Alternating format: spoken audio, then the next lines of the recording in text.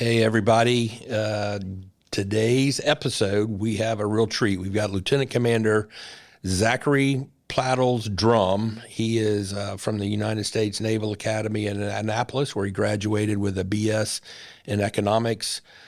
He was the military liaison officer, and his military liaison officer was none other than Congressman Scott Franklin, who I thought that was pretty cool. Scott Franklin's been on our podcast twice. Zach has earned his commission as an ensign in 2012, his master's degree in finance from the Johns Hopkins Carey Business School in January of 13.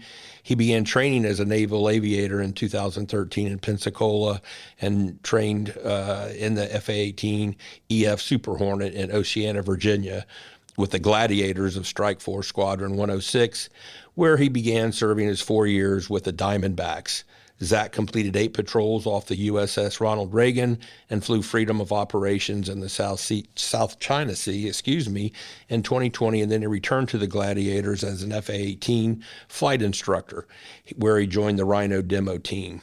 He has logged over 1,800 flight hours and over 400 successful carrier arrest landings off of aircraft carriers. In today's episode, we talked to Zach and we discussed life on an aircraft carrier, just the day-to-day life, what it's like to take off and land at night versus day, how they deal with stress, how they get onto an aircraft carrier. So a lot of the stuff that you don't see in the movies, this is kind of the back office portion of it, where we kind of go through the day in the life of what a pilot goes through, and he talks about the value of maintainers and the cooks and the maintenance people, and those are the unsung heroes. So it's a great episode with Zach. I hope you'll tune in and stay with us. And it's going to be on wherever you can find our podcasts, Spotify, all the other places. Sorry, I don't remember this off the top of my head. But you can always go to todddantzler.com and look for that episode or some of your others. And we look forward to hearing what your feedback is on this episode. So enjoy our episode with Zach Drum. He's the manager of the Chevrolet Center in Winter Haven. We even talk a little bit about the car business. Thank you for tuning in.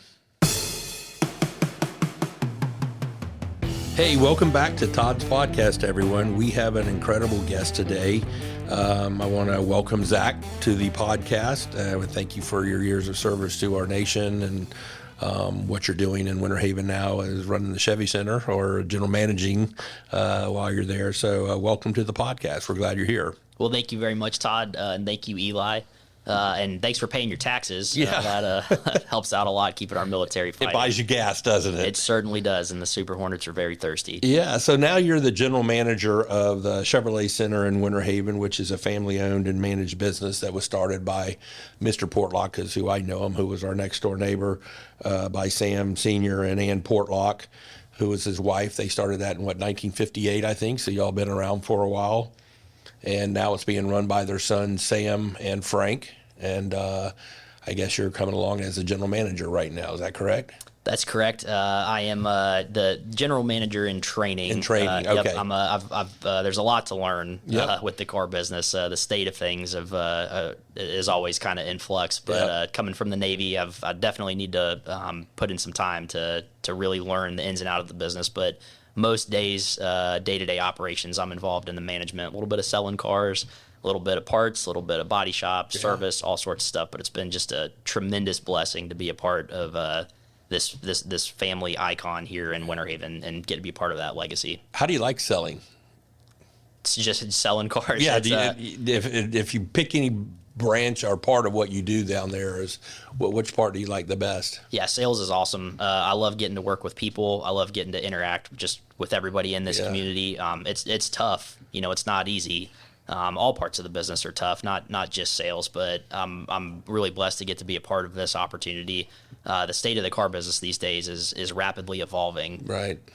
Most of our customers, they come in, they know exactly what car they want. They know exactly how much they want to pay for it, and they oftentimes know more about that car than the salesman does before they even set foot on the lot. So for us at the dealership, it's all about being adaptable, being flexible, really focusing on communication, what the customer wants, and then focusing on that customer experience. Well, I think the fact that you are still in business since 1958, you've the family, the dealership has evolved over time, and they've kind of figured out how to do it. And the last few cars I bought are from Chevrolet Center, and been a great resource to our family. And my son's, I think he's on his second or third truck, and James is one of his best buddies, and James sold him a couple of trucks. So a little shout out to James. So I want to kind of talk more about your military career. You've flown the F/A-18s, and want to kind of talk about that and talk about life on an aircraft carrier, if you're okay with that. Sure. And so that's kind of got to be the flavor of what we're going with. How did you get the bug to fly? A lot of people get it in different ways. How did it kind of manifest itself in you? That's a great question. Nobody in my direct family served in the military. There's no aviation experience in my family. My parents were both physicians here in town for a long time. But growing up, I always knew I wanted to serve. And my dad would take me to air shows, kind of like Sun and Fun here in Lakeland. And I remember looking up at the jets and just seeing how awesome they looked and how inspiring it was. And I just knew I wanted to be a part of that. And the movie Top Gun probably didn't hurt growing up. Probably the greatest recruiting movie ever. Yeah, I'd say it certainly hit the mark twice. At least for the Navy and Air Force, if you want to fly. But yeah, my dad pretty quickly and wisely, I think, realized that if I was going to spend the better part of a decade pursuing that, you got to, make sure you actually like it, and you don't want to wind up flying these things and realize you hate it. So one of his good friends and colleagues, Dr. Maury Fisher, had a small aerobatic plane called a decathlon. And my dad asked if he'd be okay taking me up in this aerobatic plane. So when I was about, I think, 11 or 12 years old, Dr. Fisher strapped me in the back of this thing, and we did a bunch of loops and barrel rolls and all sorts of stuff here in Central Florida, and I was hooked. Yeah, it was one of the greatest things I ever got to do at that age. So that's quite a thrill. 11, 12 years old, flipping upside down, and were you trying to figure out, hey, can I do this where I'm flying upside down without losing my lunch? Or sure, yep, air sickness. Dr. Fisher have that ultimate thing for you to do at the very end is, hey, let's see if this kid can keep his stomach down. Yeah, I think we kind of worked our way into it, if I'm recalling. But no, he definitely, I think, was he wasn't holding anything back. He was going for it, and he was kind of like, okay, we're gonna do a loop now and a barrel roll and this, and I was like, let's the more you can do, the better. This is really fun. So I was hooked. I was hooked from an early age, and that just became something that I wanted to pursue. So did that start your love of flying, or did that start your love of flying upside down and fast? Or how, you eventually evolved into a fighter pilot. So how did that kind of come about, just from Dr. Fisher's wild ride there for a couple of times? Sure. The I'd say the bigger passion, or the bigger thing I wanted to pursue, was just serving our nation in particular, obviously in the capacity of a pilot if I could do it. But the bigger thing I wanted to do was to serve as an officer. I kind of had an affinity for naval aviation probably from the Top Gun movie, probably from seeing the Blue Angels at air shows. And then just growing up in Florida, we're surrounded by water on all sides. I was kind of driven to the sea service, and I decided to pursue that. The Naval Academy, there's a number of routes you can take to kind of arrive at that position. All of our pilots in the Navy are commissioned officers, so that requires a 4-year bachelor's degree, and it requires a commission. In order to get those things, I kind of wanted to keep a lot of options open, because it would have been a shame to get there all the way, make it, and figure out you're too short, or maybe you don't have as good a visual acuity, or you're colorblind, or for whatever reason you couldn't make it. I figured I'd still be happy serving on a ship, or as a Marine Corps officer, or on a submarine, or I don't know if I would have ever been cut out for the SEALs, but if they would have taken me, it would have been a lot of fun too. So the Naval Academy was just an awesome way to blend education and just the commitment to service to our nation. And so that was the route that I chose to get there. So to be a naval fighter pilot, you're flying off of aircraft carriers. Was part of the training, hey, let's see if he can handle a landing on here as a second seat or something? Did you ever do that? Or the first time you ever did it was as a pilot? Or how do you do your first landing on an aircraft carrier? That's a great question. The for as long back as I can remember the history of naval carrier aviation, the first time you go out to the ship, you're solo.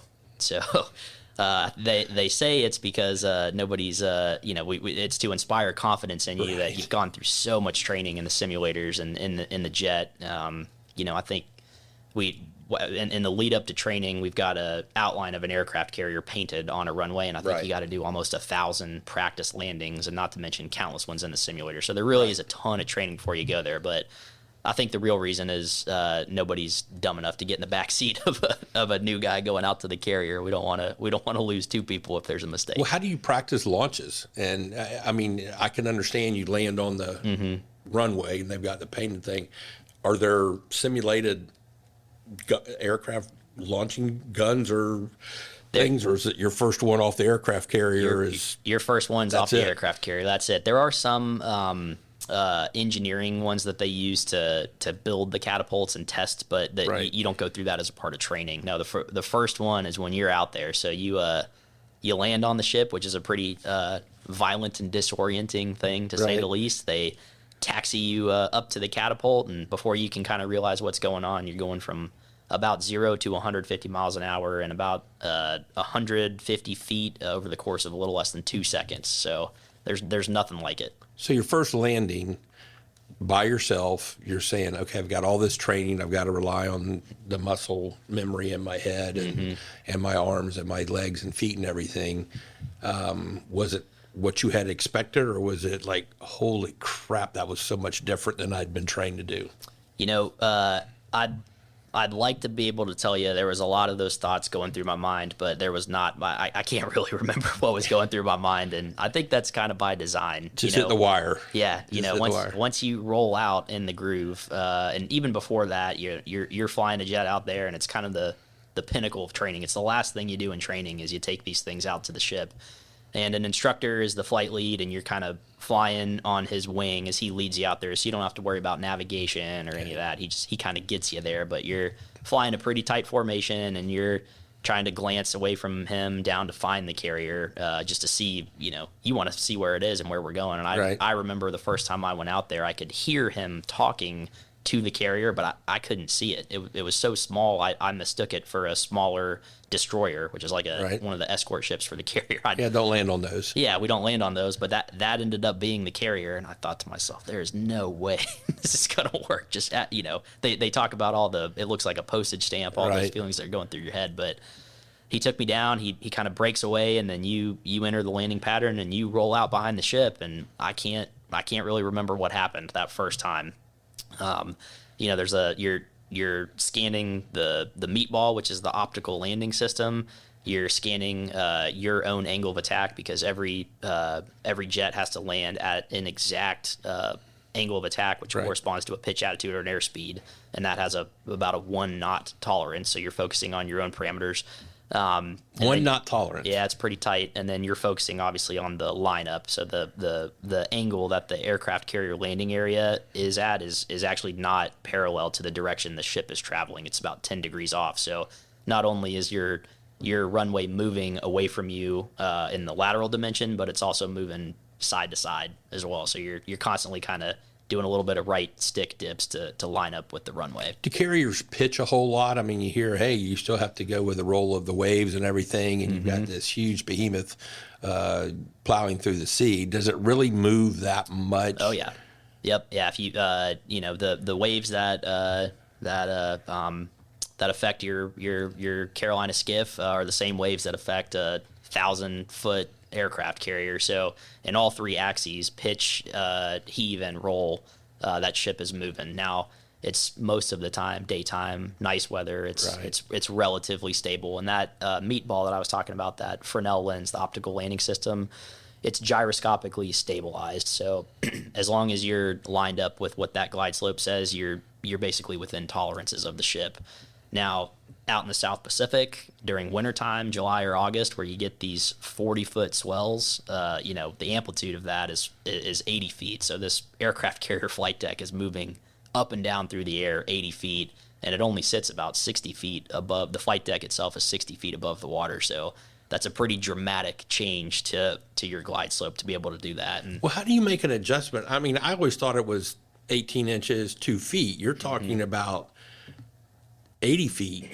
where it could be up and down that quickly. How do you make adjustments if you're like almost down and it moves, or is that the automatic part of it that's kind of making your plane? Nothing automatic. It's all at that point visual. But the biggest thing that we haven't talked about yet is the landing signal officers, the LSOs, the paddles. So every landing for the last 80 plus years in the United States Navy has been under positive control of a landing signal officer, of paddles. And that term paddles comes from World War II.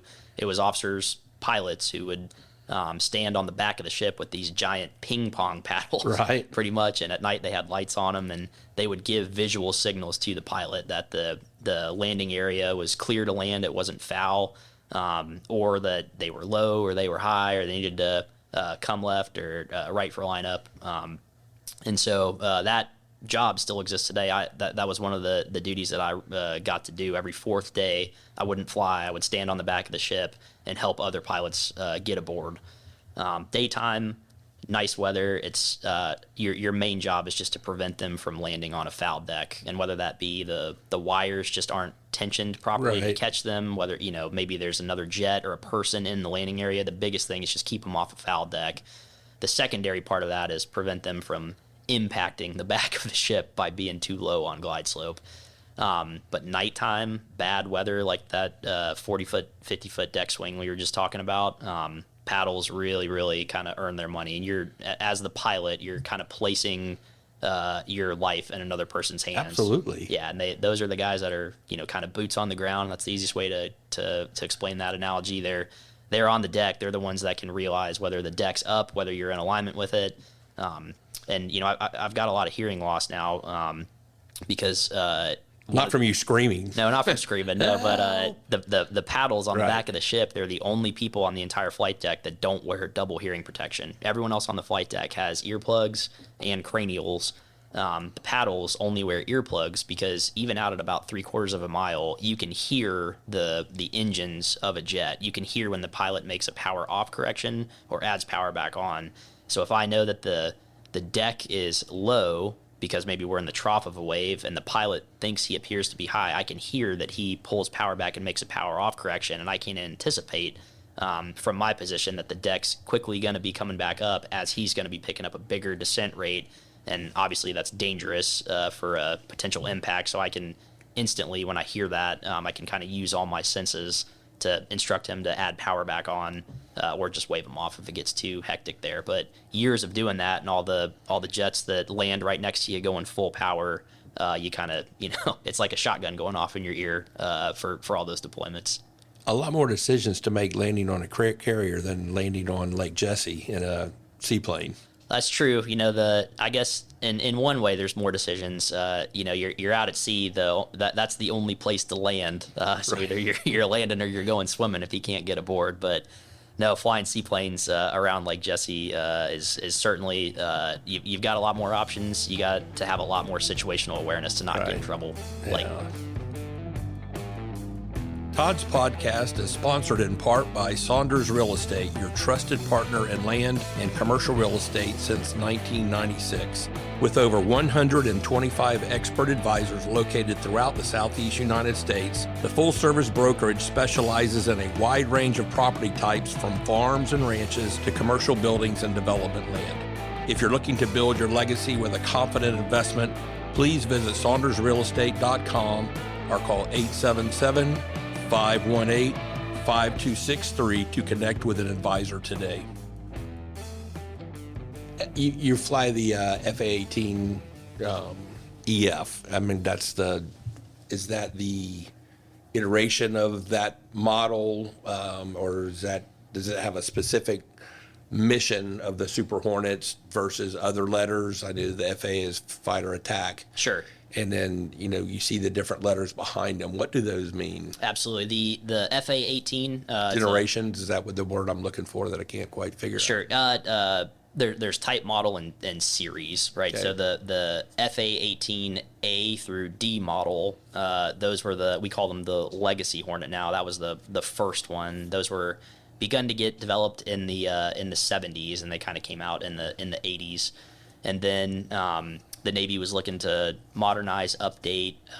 There was other airframes that they were looking to kind of blend together, and move forward. So they updated that into the Super Hornet, which is the we affectionately call it the Rhino, but that's the E and the F model. Okay. So the E model was the single seat, the F model is the 2-seat variant, Okay. but a little bit bigger than the Legacy Hornet. It can carry about 50% more fuel, about 30% more weapons, and it just has a tremendous capability and improvements in the capabilities. And carrying more fuel is obviously more important.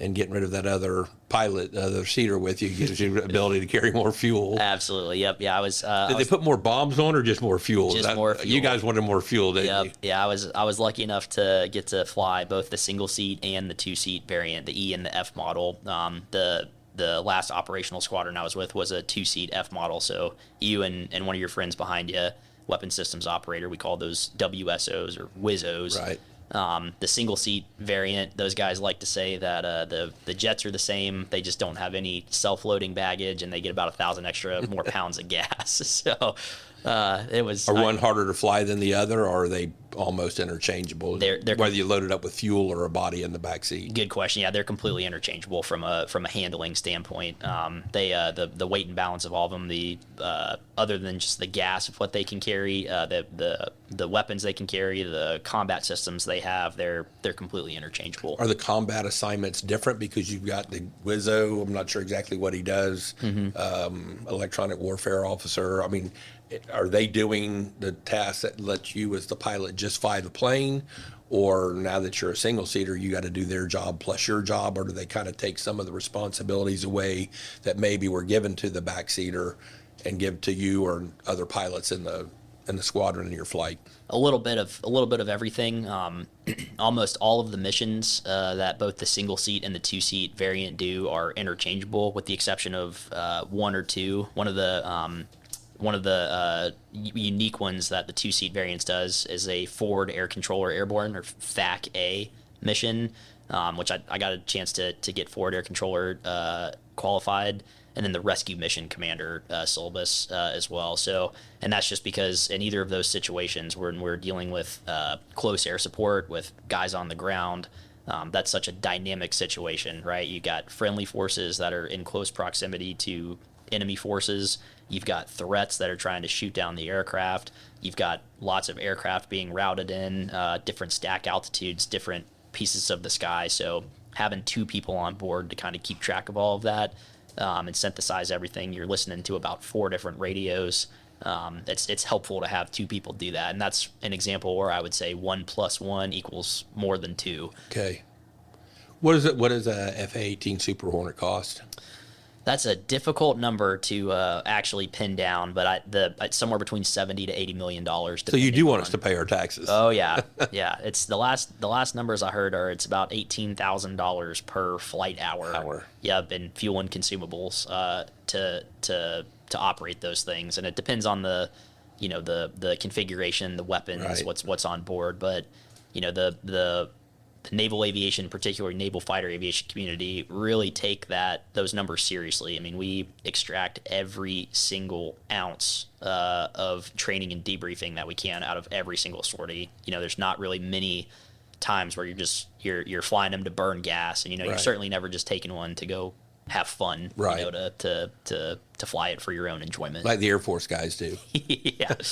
No comment on that one. I'll give you names when this is over. That sounds good. I think I know who you're talking about. There's others that you don't know that are just as guilty. Okay. So when you're in port, you come back and you swap the ship out and new personnel goes on. Do all of y'all fly your planes off and land on land, or do you keep the planes on the ship and then the new pilots, the new crew for the carrier comes on? Or does the ship take off with no planes on it and everybody lands as you're taking off out into the ocean to run your mission? Yep. Yeah. The air wing itself is a separate unit from the ship, and during deployments, and more importantly the workups to those deployments, the air wing and the ship learn how to operate as one unit along with other ships and elements in the strike group, and so we always deploy as a team. Right. But when we come back home administratively, we are operated under different higher commands. I was stationed in Japan for just shy of 4 years, and that was a little bit of a unique element. We call that the forward deployed naval Right. forces. So I was part of an air wing that was assigned to the same aircraft carrier, and we were always deployed basically 6 to 8 months out of every year together. We would come home, take a little bit of time off. We would go through some maintenance, workups, renovations, get everybody qualified, and we'd be right back out at it. So very high ops tempo to sustain out there in the forward deployed naval forces. But the question I think you were asking was, did the planes remain on the carrier? Only during the deployment or during the workups. Yeah, the carrier actually pulls out with no aircraft aboard because you need wind over the deck to be able to catch and launch these things. So the ship has to get out far enough into the ocean where we're not going to bother anybody. And then we launch the air wing. It's a very coordinated and important part of that, because you're at the same time we're getting everybody, all the pilots, currency to be able to go do this again. So a lot of different layers and elements have to work together to make that happen. Is that typically later the day you launch the aircraft carrier, or 2 days later, or depends on maybe where you are and weather? Completely depends on where you are and weather. It's usually not the same day, though. There's always at least a day for it to get out far enough to be able to catch it. So do you store your gear on the ship before it leaves, so you're not carrying everything you need in your fighter, or is there like another transport that you put all your gear on that lands and drops everything off? Yeah, these are all really really good questions, really insightful questions. You're I had the luxury, like I said, of being in Japan. I was pretty my air wing was relatively closely co-located with the ship, so after work I could just drive over to the ship and put my bags and my stuff I needed for that deployment in my own stateroom. We've got air wings that are in Lemoore, California, and then their ship that they're meeting is in San Diego, in Washington. In some cases it's in Norfolk. So you kind of just gotta pack all your stuff up. They have these big, cardboard containers. You just put your stuff in it, and some of the junior pilots who don't get what we call a fly on spot, they walk onto the ship. They're responsible for unloading all your bags and taking it to your room. And usually there's some good natured pranks that happen there. So how many F-18s would be on a carrier? I don't know if it is dependent on the mission, but I think normally you have X number. And how many pilots would go to fly that? I don't think it's one pilot per plane, correct? No. Yeah, you're the Super Hornet squadrons that are deploying now are taking anywhere between 10 to 12 tails, and there's 4 gun squadrons in every air wing. There's a Growler squadron, which that's kind of a variant of the Super Hornet, but it's not it doesn't carry weapons. It's an electronic jamming one, but it's very, from looking at it, it looks like a Super Hornet. So there's one of those squadrons. You've got 2 same size squadron. I mean, they carry the same number of planes. I think they're taking about 8. Taking about 8 of those. You got 2 helicopter squadrons, and then you've got an E-2D or an E-2C Hawkeye, which is the multi-engine turboprop with the big dome. The Airborne Early Warning Squadron, and then the logistics support, which is the COD or the MV-22 Osprey. So those aircraft don't stay on the ship; they just come do mail runs and logistics support. So all in all, a total of about 70 aircraft. Each one of those squadrons has between probably 15 to 17 pilots, so about 100 plus or so pilots. So yeah, there are more pilots than aircraft on board the carrier. But I would assume that you guys have to have some type of rotation where you have a mental break and an emotional break and a physical break from what your body goes through and your mind goes through. Do you work 3 days on and 4 days off, and the 4th day you're running the paddles, or it's, hey, we do one flight and then we're done, or could you fuel up and go right back off, or what? How do they rotate you guys? Sure. Well, we're always trying to, first off, it's just kind of whatever the mission dictates. So there's not really a good typical day in the life of, or a standard day. On maybe a training day where the ship is out in the middle of the ocean and we're just doing unit level training, we'll probably have a 12-hour fly window, and then that fly window is broken up into cycles. So you take about half the jets, you shoot them off the front, they're airborne. You take the second half, you shoot them off, and then in the break you catch that first half, and you continue doing that cycle until the end of the day where you bring everybody back aboard. And then in those cycles, you may have 2 jets from your squadron or 3 jets from your squadron. You may have that same kind of all around the breakdown. So, everybody's usually flying at least once, sometimes 2 or even 3 times per day. Okay, that's a lot. It seems like It is. The higher tempo combat ops, it's even more frequent than that. And then some days you're going to get 2 weeks of straight flight ops in a row with maybe a 1-day break after that of a no-fly day to resupply. Some days when we're transiting long stretches of water and we don't really have time to fly, we just need to reposition the carrier for higher tasking. You don't fly at all. So there's a lot of just being adaptable and flexible with whatever mission requirements are, which that it takes a lot of preparation and training and trust in your teammates to be able to compartmentalize and manage that stress. So do F-18 pilots ever fly across? Do y'all do air refueling, or do you guys, after a day or so, our ship's loaded, we're not getting new planes unless either a plane's out of commission? I mean, you're not saying, hey, we need some more planes, fly them in from California over to Japan, or do all your planes typically go across the ocean, or Sure, because you're out of port? Yeah, the planes that you start cruise with are the ones that you're keeping on cruise, and there's no real substitutions unless something catastrophic happens. If you lose a jet, or if you have a real big maintenance problem and you need to get another one pulled forward. But the jets refuel. One of the missions the F-18 does. The F-18 itself. It's a multi-role self-escort strike fighter. So it's air-to-air capable, air-to-surface capable. It's built to launch off the pointy end of the boat, fight your way over the beach into bad guy country, strike a target with precision ordnance, and then fight your way back to the landing area on the ship. It can also be configured as a tanker, so carrying no weapons, bombs, missiles. We just strap a whole bunch of external fuel tanks and then fighters, air refueler hose. Yep, I've got a lot of time flying tanker configured F-18s where you're filling up the other guys. Yep. And we've got an air refueling pod, which is kind of a buddy tanker, and so a lot of people may not realize that there is basically on every single launch and recovery, the first jet that comes off besides the search and rescue helicopters and the airborne early warning Hawkeye is a tanker configured F-18, and he goes up overhead the ship and he just hangs out carrying a lot of gas, and then we launch all the other planes. There are some tanker configured aircraft that are going to drag those aircraft to their mission area just to top them off, and then they're going to come and recover.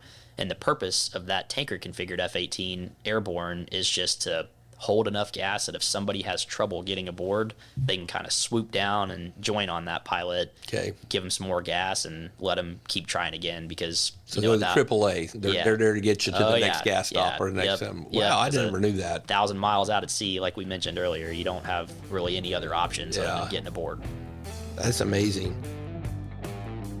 Hey, this is Captain Nate Shaka Khan from NOAA's Aircraft Operations Center. Hope you enjoyed Todd's podcast today, and thanks for listening.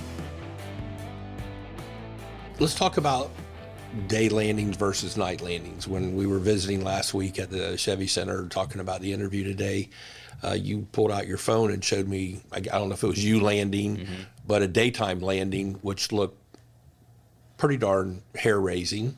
And then the next video was your night landing, and it looked like 3 Christmas lights on each side of the deck. What's the pucker factor trying to land those beasts on an aircraft carrier at night, pitching and windy, and do you land and just go, thank you, Lord? pretty much. Yeah. They you find out really quick whether who really likes flying is the ones who are willing to stick with it, landing at night. But I don't think anybody enjoys the night landings. I think if anybody ever tells you they do, you know right off the bat they're lying to you. I can remember waking up, especially as a new guy, when you're still trying to figure it all out, and you'd wake up and maybe the whole 12-hour fly day was going to happen at night. Maybe we were just doing we call it vampire ops, where you're running night ops and night strikes. And I just remember waking up and the first thought in my head was, shoot, man, I got to do a night trap. I got to land on this thing. And it would just kind of ruin your day thinking about that. All day long you're thinking about it. All day long.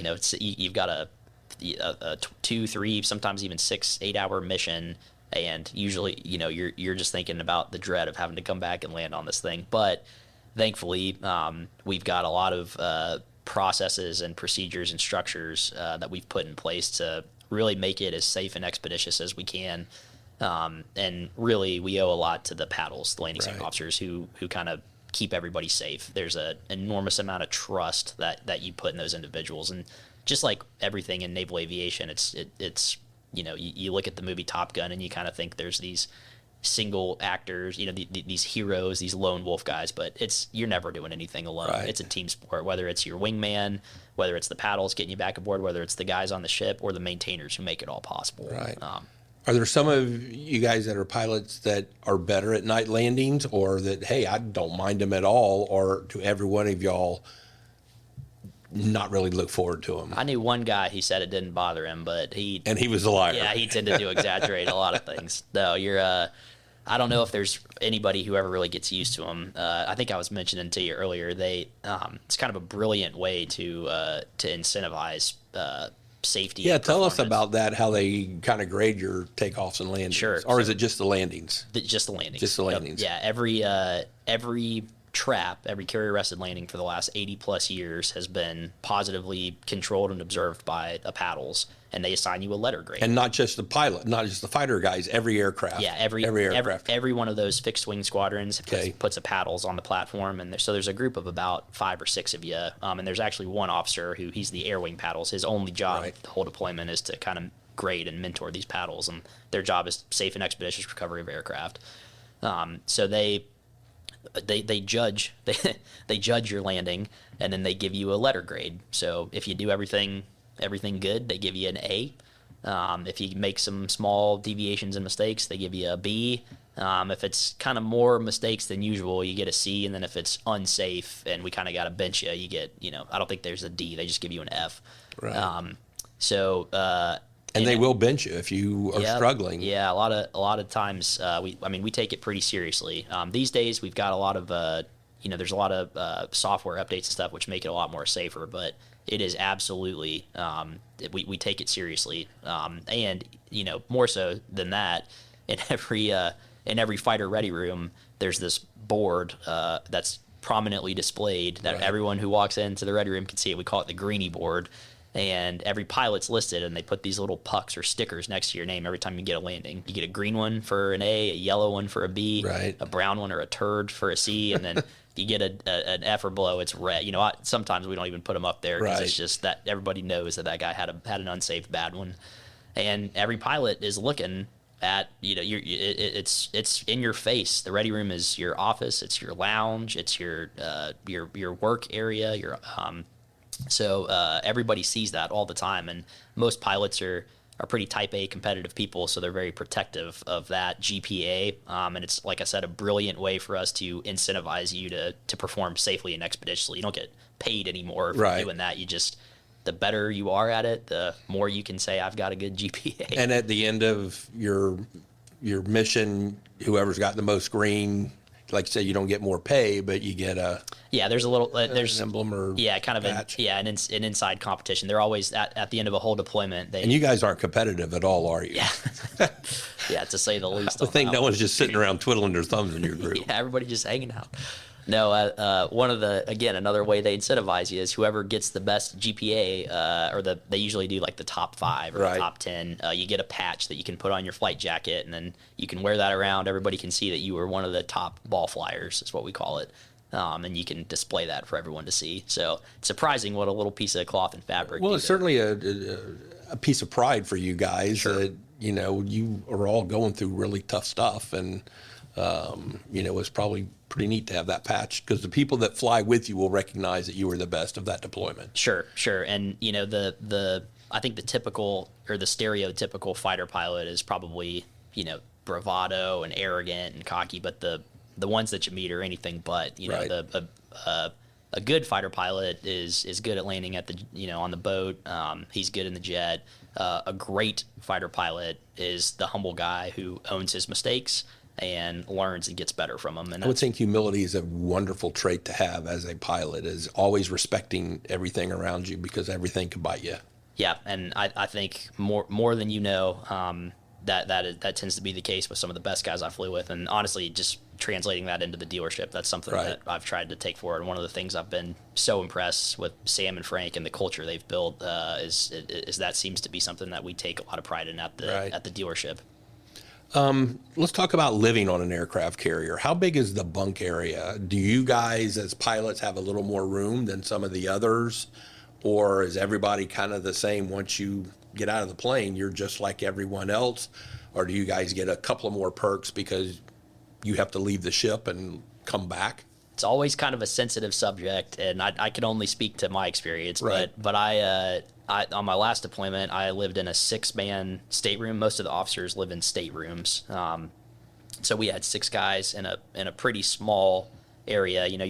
The bunks are stacked 3 on top of each other, and I think it's 9 or 10 foot ceilings there, so not a ton of space. You roll over, you're pretty much elbowing your roommate in the face, and my stateroom was directly underneath the flight deck, so several inches or feet above you. Jets are launching and landing through all hours of the day, and at night we're testing the catapults. So how do you sleep during that? Do they teach y'all how to fall asleep and stay asleep, or at some point you're so exhausted you do fall asleep? At some point you're so exhausted you do fall asleep. The noises can be tough. There's all the noises. There's man overboard drills. There's all sorts of stuff that's going on, but eventually you'll learn to sleep. And every air wing is equipped with a flight doctor as well. So if anybody's having any issues, which usually there are not, there's medical people on board. But that stateroom, we had a ton of fun. Some of my best friends were my roommates on my deployments. But honestly, that you mentioned what's the different sizes of rooms that we had cramped quarters, and I joke about it. We tend to laugh. It kind of has that locker room feel. Right. But it's nothing compared to what the enlisted sailors and the aircraft maintainers live in. So they live in several 100-person berthings on the ship. We need to reconfigure our office and the bullpen up here for the marketing department, Eli. Just when we're done here, I'm going to sit down with Dean and Jonathan and Tyler, see if we can reconfigure this place. Hey, I'm open to it. We'll stack y'all three high. Yeah, it's like I said, the real credit deserves goes to the maintainers, because they've got some pretty tough living and working conditions that they've got to work in. What kind of clothes? Do you get like 3 T-shirts, or is your laundry constantly being done? Because you don't have room to store a whole lot of clothes, I wouldn't think. Nope. Yeah. You besides getting kind of pranked for handing a giant suitcase to a young lieutenant to drag to your room for you. No, you typically don't want to bring too many personal items with you on the aircraft carrier. We would always bring some creature comforts and sort of stuff like that. But there's full service laundry facilities on the ship. There's a barber shop. There's a little store that you can buy snacks and food. Little city. Yeah, it's a floating city. About 5,000 people when it's fully kitted out and loaded. About 4 acres of American real estate that we can park wherever, and it's a fully functioning city. Well, how hard was it to get adjusted to life like that? I don't think anybody really gets adjusted to it. But again, the ops tempo is so high that you don't really have there's not really much downtime. Right. You're not really thinking or pondering about those things. It's a warship, so there's not there's not a lot of space for. Right. There's a gym and there's activities that we try to do to improve morale, but you're waking up, you're doing a job, and you're going to sleep, because while you're asleep, someone else is awake doing their job on their watch rotation, and we just kind of do that for 6 to 8 months. How's the food? A lot of people would probably answer that differently. I'd say it's better than you think. At least when we've had a good resupply, you can always tell how long the ship has been out of port, because the lettuce starts going from bright green to kind of wilty and then brown on the edge. But I always enjoyed the food. Is it 24 hours a day? Are they, obviously you guys are running around the clock. Mm-hmm.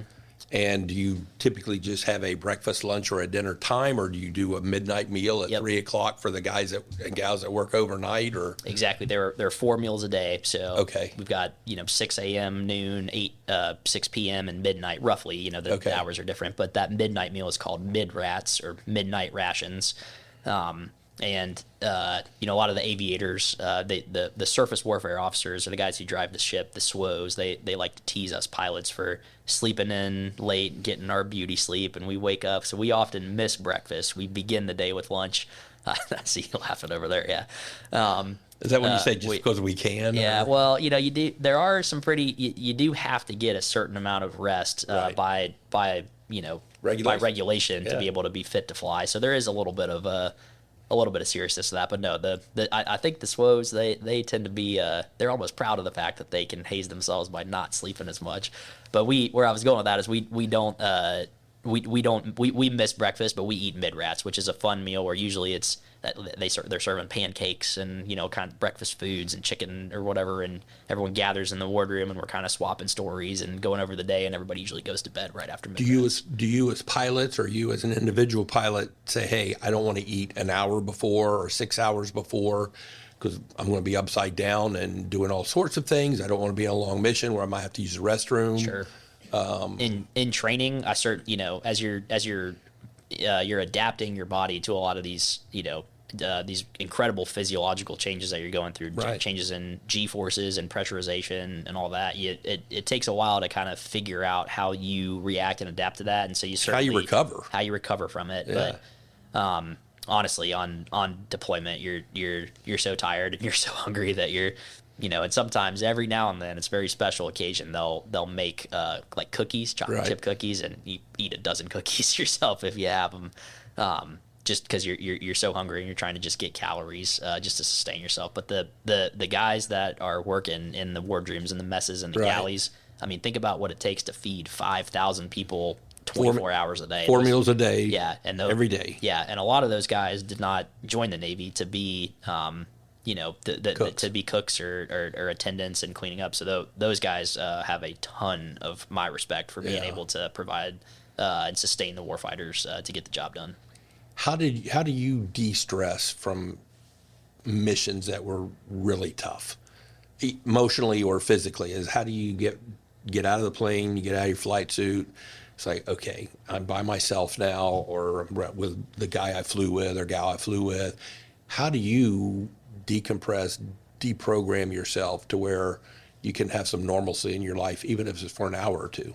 Sure. I'd say there's probably two things that it comes down to. The first one is just compartmentalization. So we train to being able to compartmentalize things. We talk about the pre-mission brief or walking to the jet. We're only focused on the task at hand. Coming back from that, you can try to decompartmentalize Right. and move forward. So that's the biggest piece, I think, is just learning how to focus at the task at hand, be a compartmentalization. The second thing is just it's really a team sport. Like I was mentioning earlier, you're really never doing anything alone. Sometimes, you know, there's almost no privacy on an aircraft carrier. Right. The most private you're going to get is you and 5 of your friends in that room. But everything we do is together. So having full faith and trust in your wingman, the maintainer who said that your jet is safe to fly, the ship who put you in the right position to get you there, the airborne early warning controller who can detect the bad guy and tell you where he's at.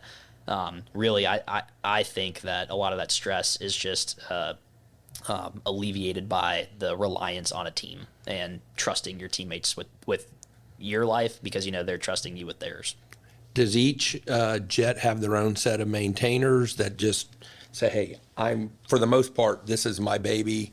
I know the idiosyncrasies. I know what switches stick. I know which knobs are easy to turn because the pilots come in and say, hey, this isn't working? Or do they all just swarm to every jet and they're interchangeable because they're so good they can do whatever on every plane? And do you guys that fly the F-18s have a different set of guys that do the growlers or the helicopters or what? I know the helicopters are probably a little different because they're different machines.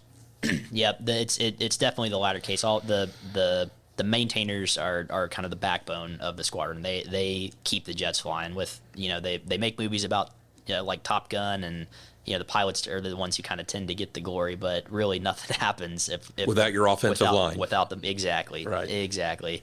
So just again, I have a tremendous amount of respect for those guys and just the professionalism that they're working with and where they're on. They the answer to your original question is no, they don't have an individual jet. They do they're putting out fires. They're taking, not literal fires, Right. but they are just squashing problems before they arise. And think about the working conditions that those guys are dealing with on the flight deck of an aircraft carrier. They describe it as one of the most dangerous places to work. You've got jet intakes and exhausts.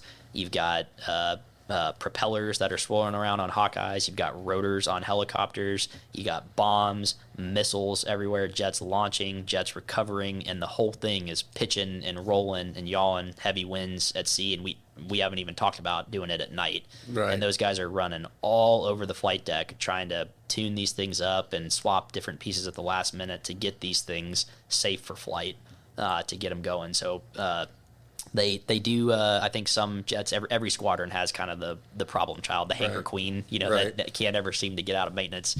But a lot of the maintainers, they work with each other very well. They are specialized in, the guys who work on the engines or the hydraulics or the avionics or Right. the radar. But They get specialties. Yeah, they get specialties, and they can cross train on different platforms. But largely, the maintainers are part of that squadron, so they're working on the same 10 to 12 aircraft throughout the whole deployment. And there's just not extra people. I mean, everyone's got at least one job, I'm assuming. Yep. Is you don't just say, hey, can you go next door and bring me 5 more men or women over Yep. here to help me? Is you got to make do with everyone you leave port with. Exactly, and it's a team thing. So the sister squadrons and the air wing, we all work together to cooperate, but we're all kind of in competition with each other a little bit as well to be the best and have the highest sortie generation rate. But no, it's there's no one that's just out there on vacation, and that's kind of a difference maybe not a lot of people realize about Right. like an Air Force fighter pilot versus a Navy fighter pilot. So an Air Force fighter pilot, they have auxiliary duties like maybe writing the flight schedule or maybe Or playing golf. playing golf. Yeah, I think Navy pilots are guilty of that too. But your primary job is to fly the airplane, and there's Right. a whole nother organization, whole nother unit which is totally dedicated to the maintenance. On a combat warship, you don't have room for 2 sets of, Right. of officers, right? So you're a pilot, but for me, I was also in charge of the division of sailors that were responsible for taxiing the aircraft and starting the plane captains. So I would come back from my flight duties, and then I was the officer in charge of these 20 guys, getting married, getting divorced, having kids, bank accounts not work, all sorts of stuff. They're Right. back home, problems trying to get figured out. And then you try to do your other job of being the schedules officer or working in operations or safety or one of those other things. So most of the Navy pilots, just by virtue of the fact that there's not enough bunks or racks for people to sleep in, you've got 3 or 4 jobs. Right. Same thing for the maintainers. They've got a lot of collateral duties as well. Setting you up perfectly to be the general manager of a Chevrolet dealership with all the different things that you have to deal with. Hey everybody, this is your host Todd Dantzler. As most of you know, I'm a partner with Saunders Real Estate and have been a very active and working broker for over 42 years. I have fostered strong relationships throughout the state of Florida, working on properties ranging from agriculture and development land to multifamily, commercial, and industrial projects. If you have any real estate needs at all, please give me a call. I'd love to help. My direct line is 863-877-2846. Thank you. One of the questions I asked you that I thought was interesting was how long you see the Top Gun guys, they run out of the flight room, the next thing they're taking off. How long does it take you to say, okay, guys, gals, pilots, go get in your planes and fly your mission? Before you get in, you get strapped in, you don't turn a key, and all of a sudden your plane starts and you're taking off 2 minutes later. What is the prep time from being released to go do your mission to actually taking off? The typical flight starts 2 hours prior to the launch time is when the pre-flight brief begins, and that's an hour long. After that, you usually have a handful of minutes to use the restroom, maybe grab a drink of water, a quick bite to eat, and then about 50 minutes prior to launch, you're getting your flight gear on, which is kind of a process going through the paraloft. You got to walk out on the flight deck, get to your jet. You may not be able to get there directly. You may have to walk through a different hatch or an exit on the ship, depending on what's going on, what time of day it is. You man up your aircraft, and then 30 minutes prior to launch is when you turn on the APU, which is the first thing that you light off to get both the motors online. Is that the auxiliary power unit? Yeah, auxiliary power unit. Yes, sir. Yeah, it's a little. Look at me, I'm ready to There be you in the go. Navy. There you go. I'm bad at using acronyms. Yeah, it's a little miniaturized jet engine, which gets enough airflow, and the rest of the motors to light them off. But you get both motors online. You get all the avionics, electronics. You get all the weapons, the combat systems. You check in, make sure the radios are working, make sure everybody's aligned. You get any last-minute tasking, then they position the flight deck for launch, and then away you go. So typically, you're turning the jet on 30 minutes prior to launch, and those are under normal conditions. Now, the Top Gun running out to the aircraft. Whenever we don't have flight operations going on, particularly in a place where we need to be defensive, maybe like the South China Sea, for example, we don't want threat nation aircraft to be able to overfly the carrier unescorted. Right. And if we don't have aircraft airborne, we need to be ready to kind of shoot from the hip pretty quickly. So there's always, right now I'm looking at my watch, probably right now in the South China Sea, there's a carrier out there, and there are two pilots, and if it's a two-seat jet, two weapon systems officers who are strapped to into a jet that's taxied and parked just behind the catapult. They have turned both motors off, but they're still connected to ground power, so all those radars and combat systems are operational. And then at a moment's notice, they'll say launch the alert 5, which that number 5 means it's got less than 5 minutes to get off the deck from the time that call is made. So you basically light that APU, get motor 1, get motor 2 online, disconnect electrical power. They take tension on the catapult, and away you go. And then those guys are typically putting the throttles up to max afterburner, max AB, and they are not pulling the throttles out of afterburner until they've intercepted, rendezvoused, and joined on that threat aircraft to escort them. So when you take off, I've also looked at some videos, and it's like, hey, don't put your hand on the stick. Your right hand or whatever hand is up in the air holding on to something, and your left hand is over. Why do you not hang on when you're taking off? What is the reaction if there is a bad reaction to taking off? Yep, absolutely. You've got your right hand up on we call it the towel rack, which is that little handle up on the canopy bow. Your left hand is you lock your elbow to keep the throttles at full power. And one of the last things you do before they take tension on the catapult. They give you the signal that you're getting ready to launch. So you advance the throttles. You take the control stick, you wipe it out forward, aft, left, right, wipe out the rudders, you check your engines, your nozzles, your hydraulics, your flight controls. Once you're satisfied, you communicate to the flight deck officer with a hand salute. He returns that salute, and then you assume that position with your hand up on the tower rack and your left hand on the throttles. And the reason you do that is because the jet is trimmed to fly away as soon as you come off the front at the optimal pitch attitude and airspeed.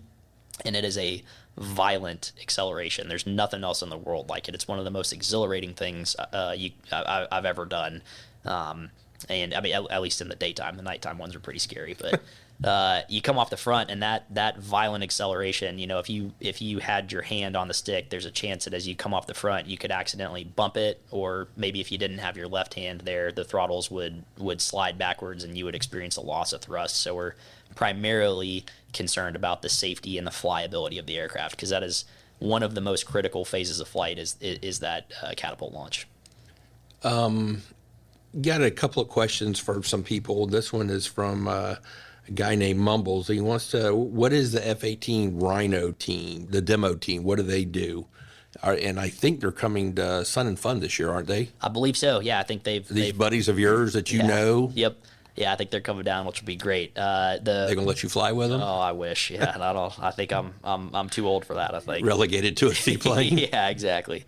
No, the Rhino demo team. That's the Navy's F-18 Super Hornet tactical flight demonstration team. So basically, a pilot or a handful of pilots get selected to fly at air shows all around the country, kind of like Sun and Fun, and really just showcase the full tactical capability of the jet. So that's all about precision flying. You're flying these aggressive combat maneuvers in a manner that is first and foremost safe And you're different than the Blue Angels. Correct. The Blue Angels, they are a six jet demonstration team. All they do is those air shows for that tour, and they don't fly by themselves usually unless you got the solo. We for the Navy TAC demo team, it's unlike the Blue Angels or the Thunderbirds, or really even the Air Force, like the F-22 Raptor demonstration team or something like that. It's the Navy TAC demo team. Your full-time job is as an instructor. So you're at the Fleet Replacement Squadron, and you're teaching the next generation of kids, and then you take on this extra collateral duty where you got to get all those maneuvers are highly scripted, and they're practiced over and over and over again in the simulator and in the airfield. So that's extra time that you got to put in to do that on top of your normal instructor duties. And then, you get to go display that around the country, and you're certified by the FAA to do that. But for me, what it was really all about was first, it's highly visible, and it's exciting for the crowds to be able to do that. So, you're doing these loops and rolls and high alpha passes and vertical climbs, the kind of stuff that really makes the jet look alive in the sky, but you're doing it really close to the taxpayers, who kind of get to see a return on their investment. Who you need, and it gives them something to be proud of. Right. But more importantly, you're doing it for the kids that are out there in the crowd. That 11-year-old who thinks they might want to be. May want to do it, right? He can inspire them. And they don't have Dr. Fisher taking them and flipping them around as a little kid. Exactly. So that is honestly that was one of the highlights of my career. That was a huge privilege for me to get to be in a position where I could represent really the best that Naval Aviation has to offer, and hopefully inspire the next generation of kids. And again, it's called the Rhino Demo Team, because it is a team. Right. Without the maintainers and the safety personnel who make that happen, there is no air show. And that's what I really loved being a part of the team. Nice. This one's from a guy named Ronnie Ocean. Eli, is this his real name? Ronnie Ocean? Yeah, that's his official legal name. All right, Ronnie, this one's for you. He wants to know what it's like to break the sound barrier. What's it feel like? Does it vibrate? Can you hear it? Are you going so fast you don't ever hear anything? Sure, yeah. I hate to let Ronnie down, but it's one of the most anticlimactic things that happen. The sonic boom that we hear on the ground, you don't hear or feel that in the jet. At least not in the Super Hornet. I think in some aircraft there's a buffet that you feel, but in the Super Hornet, you're accelerating and you're looking at the gauge, and it's Mach 0.98, 0.99, 1.0, 1.01, 1.02. You don't feel it. So if it wasn't for the gauge, you wouldn't know it. Yeah, on the first time everybody flies a Super Hornet, it's always like, hey, let's see how fast we can get this thing. Let's break the sound barrier. Let's go supersonic. And every time I ever did that with somebody, it was always just kind of they're like, that's it. There's nothing else. But flying really fast close to the ground, you get that ground rush. You're watching the coastline or things go by really quickly, and that part's pretty exhilarating. But the actual sound barrier itself is, even at Mach 2 or 3 or 4, your buddies that have done that, I mean, is it the same thing as if it's a number on a gauge and Sure. you don't know the difference? I've personally never been that fast, so I can't speak to that. But the fastest I think I've ever gone in the Super Hornet is 1.46. I think it was. That was the Super Hornet is not built to go as fast as some of the other Jake will like this one, the F-16 Fighting Falcon. Yeah. And some of the other aircraft as well, but. It is. They brag about it. Oh yeah, they do. But they should. Yeah, the Super Hornet is built, like I said, it's more of a Swiss Army knife. You got to get the carrier to where it can be, and it'll launch and recover from the carrier and take missiles. Are you almost like the A-10 of the Navy? I mean, with a little more speed and a little more. I would, the A-10. Those guys are a breed all of themselves almost, and they are fantastic at what they do. I think we're most like probably the F-16 or the F-15E Strike Eagle, the Mud Hen. But the Mud Hen. The Mud Hen, yeah. What an unsexy name for a fighter. Man, yeah. They all. I was gonna say the F-18, the Legacy Hornet, we call those Hornets. The Super Hornet, we call Rhinos. The Lightning, I think the Air Force guys call them the Panther. That's the F-35. There's the stink bug, the mud hen. Nobody calls it a Falcon. They call it a Viper. But we would, kind of a friendly Navy Air Force rivalry. We love to remind them that aircraft is called the Fighting Falcon. Yeah, I would think the stink bug or the mud hen would need a little bit of marketing update. Yeah. Well, it's everybody loves their aircraft and is proud of their airframe. So this one's from James G. from Winter Haven. He wants to know who has the best pilots, the Navy or the Air Force, and what would he have to do to become a naval aviator? Man, I heard James is kind of a sketchy character. Yeah, he seems like a sketchy He may want guy. to be a fighter pilot, but yeah, you're man. I'd get in trouble. So the question is who's the best, the Navy, the Air Force? I'd say both of them are tremendously capable, and there's no question that the Air Force has some pretty capable aircraft, but. They made a movie and a sequel about the Navy Fighter Weapons School, not the Air Force Fighter Weapons School. And not only do we get to land on 8,000 to 10,000 foot runways like them, we can also do it on a moving 100-foot runway as well. So I'll leave it at that. All right, so James, I hope that answered your questions. How much do you get to fly nowadays? I mean, you've got a seaplane's license. Have you ever hit a house while piloting a seaplane, or with the mayor of Lakeland in the front seat with you? I've heard that's happened. Yeah, I think you might have that may taint your last answer a little bit. You may have to have a few stars on your shoulder to be able to get away with that one. Yeah. But no, honestly, it's pretty tough to carve time away from the dealership. That's been my primary focus now. And I am blessed. I do get to fly as a part-time instructor at Jack Brown Seaplane. So you are base. instructing out at Jack Brown's? I am. Yep. Okay. I'm a certified flight instructor and a seaplane rated pilot. And that place, man, that's another multi-generational family-run business here in Central Florida, which is awesome. I know John and Chuck Brown, they took that from their father and built this incredible thing. Now Ben Ships, great friend of mine. He's a great aviator, great a skilled pilot and a great instructor, but he's just a great guy. And he, I think everyone around here is related. Let me see if I can get this relationship right. His wife's cousin is married to my wife's cousin. Okay. So we are distantly kind of Welcome related. to Polk County, folks. Exactly. But no, they, no one's ever really a few degrees off here, but that base is an icon here in Central Florida. And they, one of my favorite things about aviation is getting to share that with people.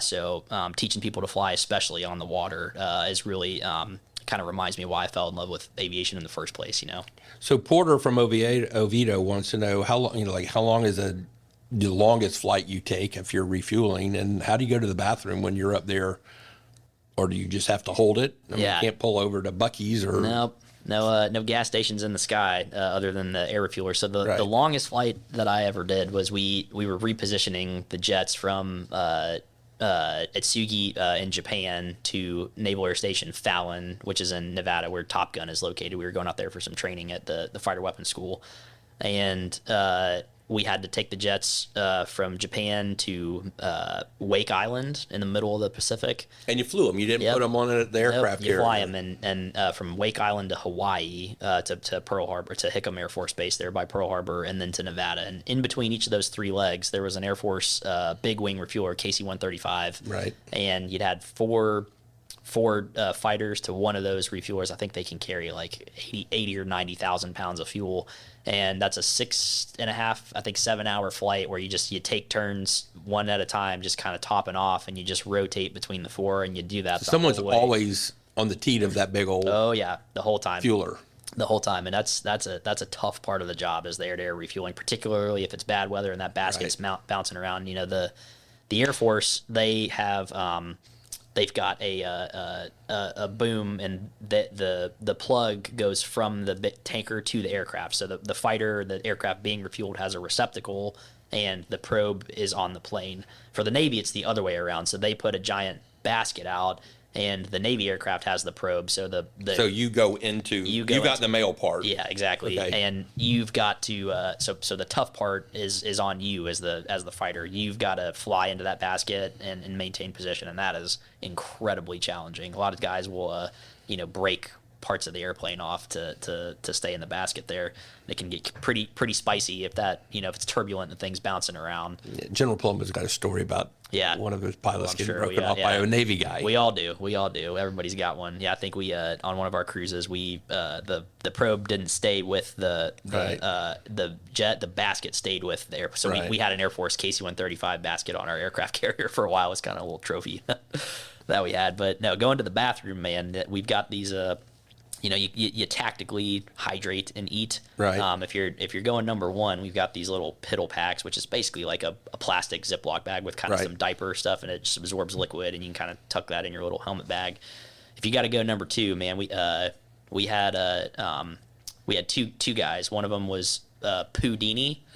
Pudini somehow was able to unstrap and take off his flight vest, his parachute harness, his G suit, his flight suit, everything, and was able to do a number two up in the sky and then land, afterwards. And then we had Smotaga, actually. So that stood for shit myself over Afghanistan twice, Arabian Gulf also. And he didn't make it. Good Lord. Yeah, you might have to edit that one out. That's all right. Well, we've asked you a lot of questions, and we kind of ended on, I'm not necessarily a high note, but certainly something that people ask me, and I've always wondered, and I know it's something that, you just have to do. Is there anything that we didn't get around to talking about that maybe you really wanted to say or that I didn't ask? I don't think so. No, I'm very excited to be back here to be a part of the Chevy Center. You. Yeah, it's kind of a full circle moment for me. This community shaped me and or raised me. The Navy shaped me, and now I get to come back and be a part of this community that invested in me. And Lily, my wife Lily, who I love and respect very much, she was kind of one of the main reasons I've made it through my naval career as well. So she and I couldn't be happier to be back here and be a part of the community. Perfect. Well, Zach, I want to thank you for coming in today, and thank you for your service to our great nation. If you guys need a newer used car, go to Chevrolet Center and talk to those guys and gals down there.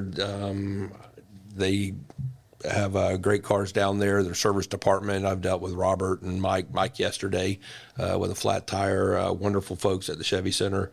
I don't know how many cars our family and friends have bought from the Port Locks over the years, but they're institutions here in Polk County and Winter Haven, and they're going to treat you well throughout the whole process. And their service department, like I said, is very good. So, Zach, I wish you tons of luck with your new career. Welcome back to Polk County. We're glad you're here, and it's nice to see you integrating into the community in so many different service organizations and all the things that you do. So thank you very much. Appreciate it. Thank you very much, Todd, and thank you, Eli. Okay, and if you enjoyed this podcast, I hope you will join us next time. You can always subscribe and follow us wherever you get your podcasts, or you can go to todddantzler.com and listen to any of our interviews, and you might even hear one from Ronnie Ocean. Thank you for tuning in, everybody. Thank you for listening to Todd's podcast. This has been your host, Todd Dantzler. If you enjoyed today's episode, please don't forget to rate, review, follow, and subscribe to Todd's podcast on your favorite podcast app.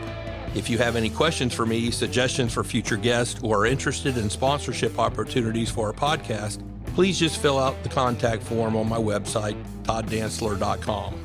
I look forward to hearing your questions and feedback, and please take care.